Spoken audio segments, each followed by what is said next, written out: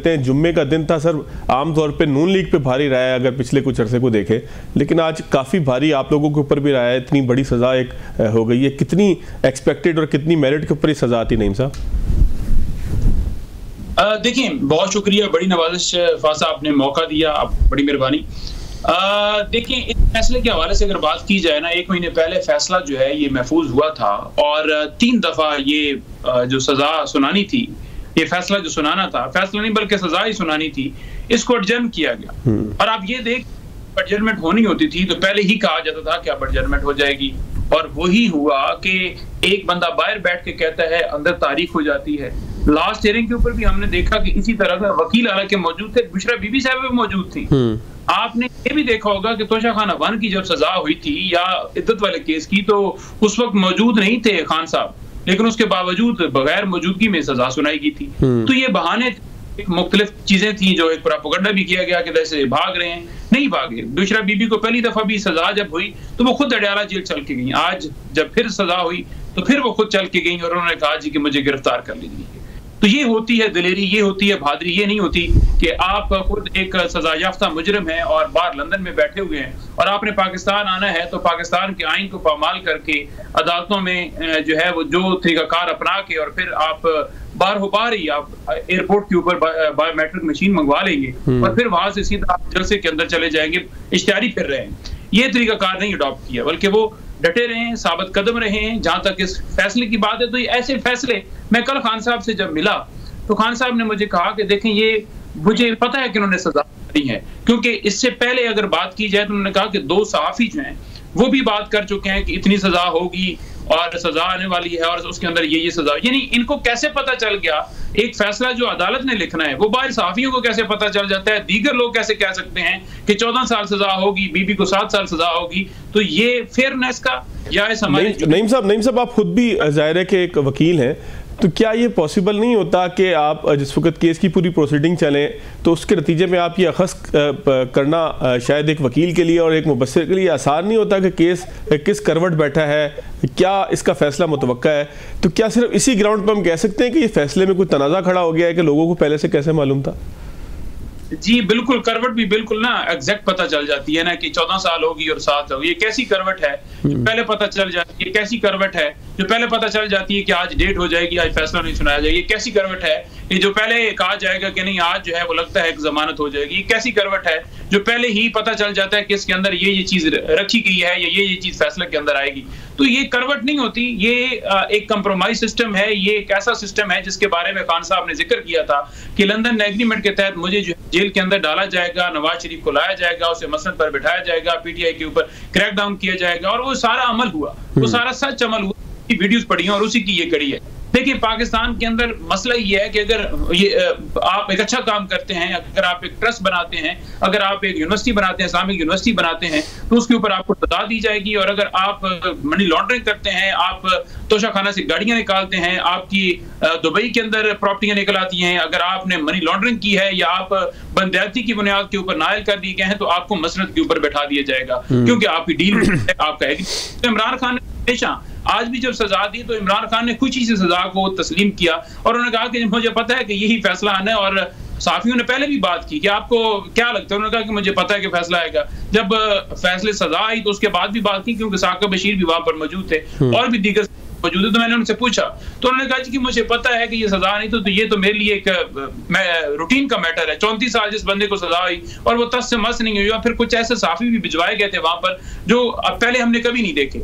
हम वकील बाहर खड़े थे और वो साफी मौजूद थे अंदर। इसी तरह से और लोग भी वहां पर गए हुए थे, नून लीग के लोग गए हुए थे, हालांकि उनका कोई तरह ओपन ट्रायल है। वकील खान के वकील आ नहीं सकते तो उनके लिए ओपन है, हमारे लिए ओपन नहीं है। इसलिए क्या हुए थे कि वहां पर सजा हो, शोर शराबा मचाया जाए। हमारे 2-3 वकीलों को या उनकी फैमिली को इजाजत दी गई, तो वो किस वजह से दी गई थी? इसी वजह से कि एक मुकम्मल तौर पर शोर उधर मचा के खलबली मचाई जाए, थोड़ा सा हंगामा किया जाए, प्रेशर में या वो चीजें एक्टिविटी की जाए, फिर बाहर आगे प्रोपेगेंडा की। इमरान खान तो बड़ा परेशान था भाई, कोई इमरान खान को परेशानी, अगर वो परेशान हो ना तो 1 मिनट में लंदन भाग सकता है, ठीक है? वो नहीं भागने वाला। वो कहते हैं मेरी कोई जायदाद है वहां पर, इनकी तो कुछ जायदादें हैं, इनके तो अपार्टमेंट्स हैं, उसकी कोई फैक्ट्री है उधर, उसकी कोई मिलें हैं उधर, तो वो तो नहीं जाने वाला। अच्छा नहीं भाई ये तो सर्कमस्टांसेस की आप तस्करा कर रहे हैं ना कि ये लोगों को पहले से पता था, खान साहब मुतमईन थे, ये तो चले एक जो है वो तबसरा तजिया जरूर है इसके ऊपर, लेकिन केस के ग्राउंड्स को अगर मेरिट पर देखें, जो भी जज साहिबा ने लिखा है, जो ग्राउंड्स उसके दिए हैं, उसमें आप समझते हैं कि मेरिट की पामाली हुई है, कोई मेरिट से हट के कुछ चीजें? बिल्कुल मेरिट से हट के पामाली हुई है। देखें ये रकम जो है पाकिस्तान की, क्या वो पाकिस्तान का पैसा था? पहले तो ये बता, या क्या ये ऐसा केस था जिसमें इन्होंने कहा था कि ये पैसा मनी लॉन्ड्रिंग का है? कोई ऐसी बात तो नहीं थी, बल्कि ये पैसा जो था मलिक रियाज लोगों का, ये बैरिया का पैसा था, जो कि उन्होंने अपने जो सुप्रीम कोर्ट है, सुप्रीम कोर्ट के अकाउंट में है, जहां पर उन्होंने जुर्माना हुआ था और हुकूमत पाकिस्तान के पास जा चुका है। इमरान खान फाइनेंशियल गेन का आपने मामला बनाया है ना कि उसने पैसा जो है वो कोई कमाया है या कोई इन किया है, तो वो एक चीज बता दें कि ये फाइनेंशियल गेन के जरिए उसने हासिल की है। कोई एक चीज बता देना कि पैसे क्या उसके अकाउंट में है, क्या जो यूनिवर्सिटी बनाई गई है, जो अलकादर ट्रस्ट यूनिवर्सिटी बनाई गई है, क्या वो इमरान खान की मलकियत रहेगी? अगर वो ट्रस्ट खत्म होता है या वो ट्रस्ट चल नहीं सकता, तो क्या वो इमरान खान उसको सेल कर सकेगा? नहीं, वो तो ट्रस्ट की प्रॉपर्टी, वो तो ऐसी ही जैसे शौकत खानम है, वो तो ऐसी ही जैसे। तो इस तरह के काम करके और फिर आप सजा दें, ये अजीब बात है। मैं एक चीज और भी ऐड करना चाहूंगा, 3 गवाह इसके अंदर पेश हुए हैं। एक हुआ है परवेज खटक, एक हुई है जुबैदा जलाल, और तीसरा जो गवाह हुआ है वो आजम खान हुआ है। अब ये तीनों जो गवाह पेश हुए हैं, इन गवाहों ने क्या स्टेटमेंट दी है? हालांकि उन केस ये था कि वो लिफाफा लाया गया और काबीना को बताया बगैर ही मंजूर करके कहा गया कि बस दस्तखत कर दो। उन्होंने बयानात क्या दिए? वो बड़े हैं। उन्होंने बयानात ये दिए हैं, परवेज खटक ये कहता है कि पहले मैंने इनकार किया जी कि ये ना कीजिए, ये नहीं उसे बताया गया, फिर मैंने साइन कर दिए। अच्छा, तमाम तरह स्टेटमेंट ही उसकी डिफरेंट। इमरान खान को उसने नाम ही नहीं, उसने कहा कि शहजाद अकबर लेकर आया, फिर भूल के उसने कहा कि मैंने तो उसका खान का नाम ही।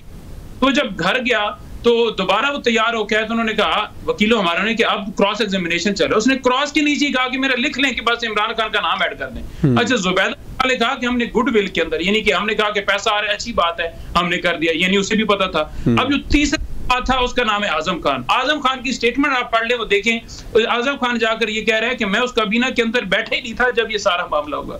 तो आपका केस किधर फिर रहा?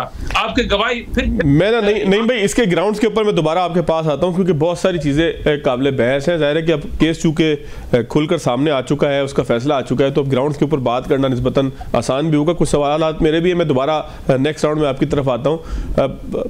कौसर काजमी साहब, सर आप लोग जुम्मा हमेशा से तकलीफ दे आपके लिए था, आज खान साहब मुश्किल का शिकार हुए हैं, मिठाइयाँ तकसीम कर रहे हैं आप लोग। सर मिठाई तकसीम करना चाहिए, दुश्मन क्या है, वो एक शेर है कि दुश्मन मरे थे कि खुश ना हो सजना भी मर जाना है, पता नहीं वो कोई शेर इस तरह का है किसका, ये भी नहीं मुझे पता। तो सर मिठाइयाँ तकसीम करना बनता है इसमें? काजमी साहब मैं देख रहा था, वो हमारे दोस्त ही हैं इख्तियार वली साहब, वो गुलाब जामुन खा रहे थे। बिस्मिल्लाहिर्रहमानिर्रहीम, रब्बे सल्ली अला मुहम्मद व आले मुहम्मद। फवाद देखें, सबसे पहले तो मेरे भाई नईम आदम ने जो बयान किया ना कि जिस तरह 190 मिलियन जो हुआ वो हुआ ही नहीं, मतलब ये तासुर देने की कोशिश की जा रही है कि वो पैसा मलिक रियाज का था और मलिक रियाज ने एनसीए को बतौर वेस्टर्न यूनियन जिस तरह पैसे ट्रांसफर करते हैं पाकिस्तान, इस तरह उसको इस्तेमाल किया और वेस्टर्न यूनियन ने ये खिदमात मलिक रियाज के लिए पेश करते हुए वो पैसा मलिक रियाज के अकाउंट में बताए हुए अकाउंट में वापस भेज दिया। ये इतना सादा मामला है नहीं। अब अगर बरतानिया में जितने भी अफराद, क्योंकि एक कानून बना था, बल्कि कौसर भाई आप इसको जरा डिटेल से भी बताइएगा, क्योंकि उस वक्त आप सहाफत से मुंसलिक थे जब ये आया था और आप यूके में ही होते थे। बिल्कुल, मैंने इसको बड़ा डिटेल से कवर किया है जी। बड़ा करीबी जो लोग थे, इवन एनसीए के जो सोर्सेज थे, उनसे हमारी बात हुई और उससे पहले जितने केसेस हुए, क्योंकि एनसीए को हमने सब्सक्राइब किया होता था बतौर जर्नलिस्ट, जो भी इस तरह की खबरें होती थी वो बहम एक टक के निशान से में पहुंचती थी।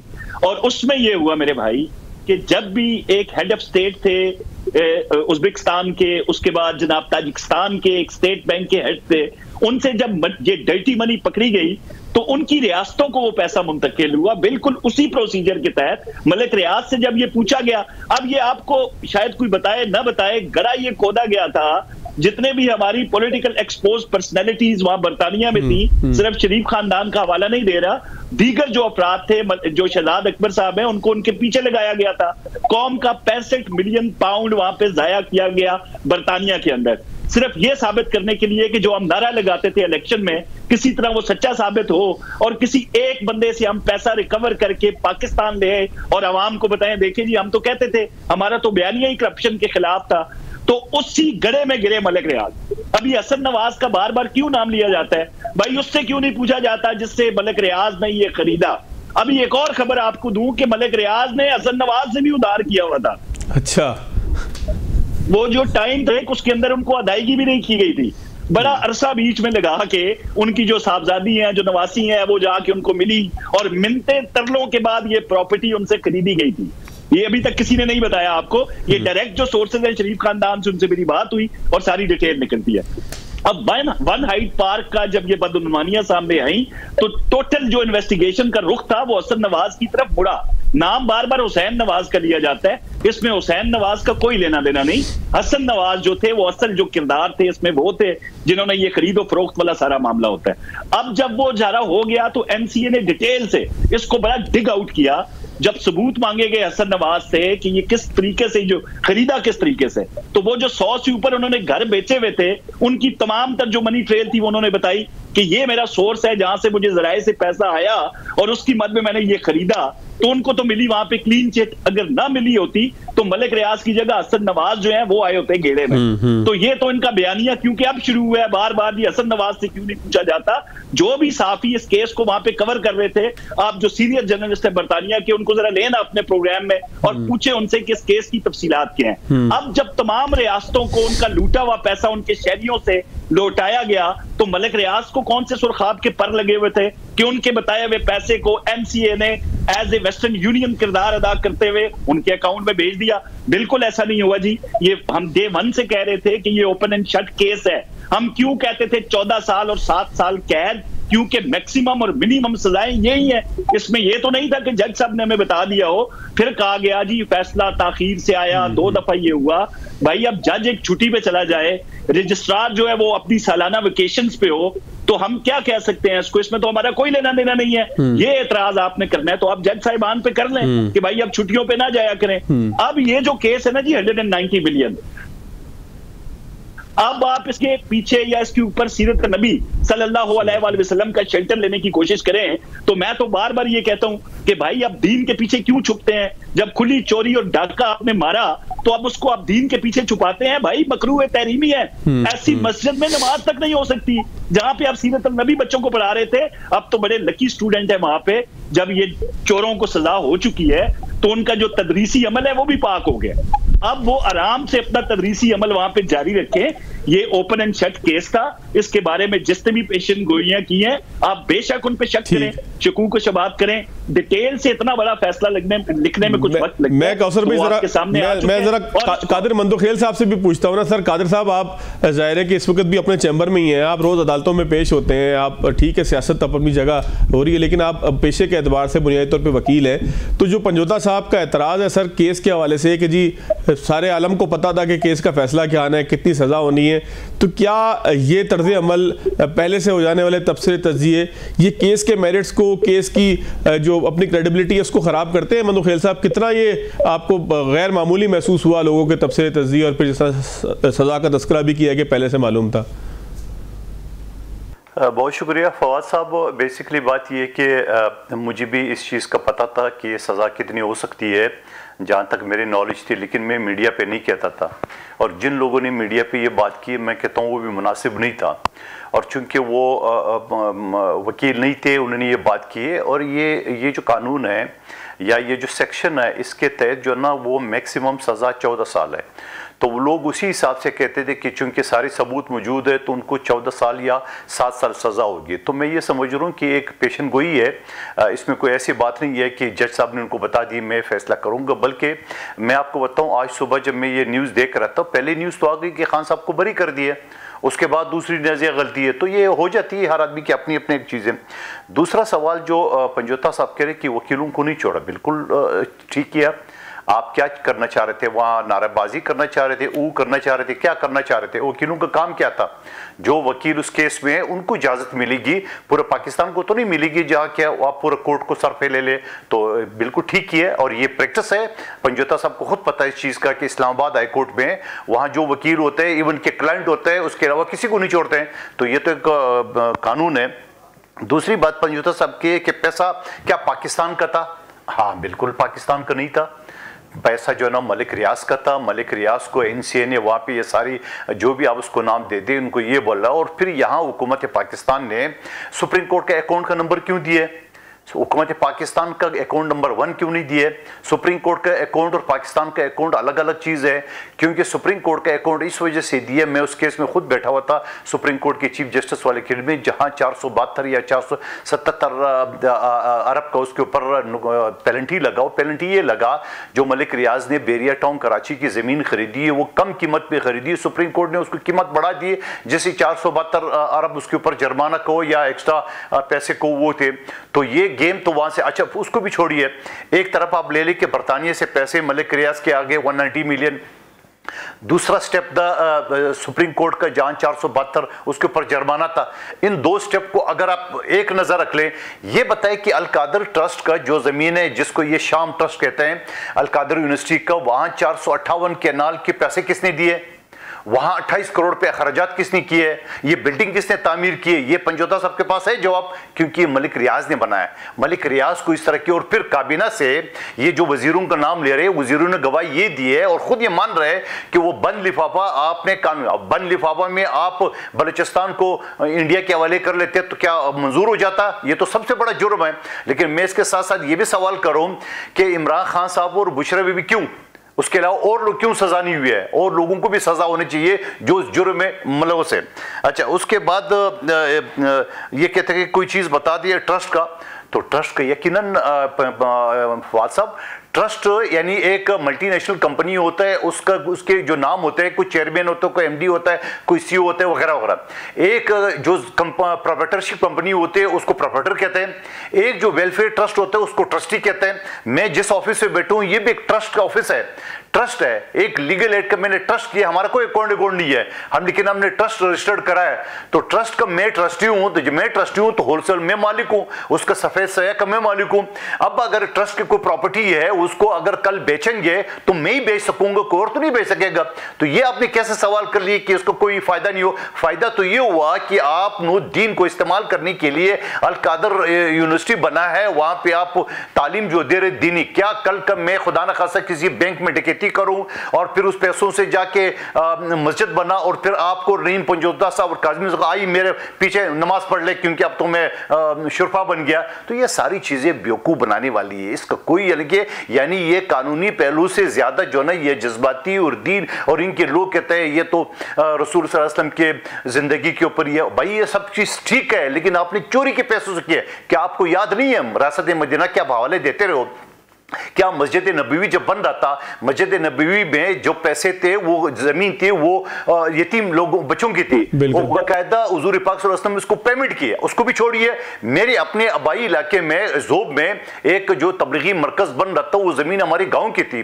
गांव उन्होंने क्या किया, उसके ऊपर पैसे रख दिए पर घराना, मिसाल के तौर पर 5000, और फिर ऐलान कर दिए कि फला आदमी के पास है जो मस्जिद के नाम पे फ्री देना चाहते वो न ले पैसे, जो पैसे लेना चाहते वो जाके पैसे ले, जो गरीब तो जो यतीम थे उन्हें जाके पैसे ले लिए, जिनके पास साहिब हैसियत थे उन्हें नहीं लिए। तो आपने ये अलकादर यूनिवर्सिटी जो आपने बना है जो दीन के नाम पे, आपने चोरी के पैसों से क्यों बनाया? आपने मलिक रियाज को सारे बेनिफिट देके उनसे ये अंगूठे जो हीरे के आपने लिए, आपने 28 करोड़ अखराजात के लिए, आपने 458 कैनाल जमीन खरीदी है, ये आप मनी ट्रेल बता सकते हो, या पे कौन बता सकते हो? ये सारा के सारा यही मामला है और कुछ नहीं है।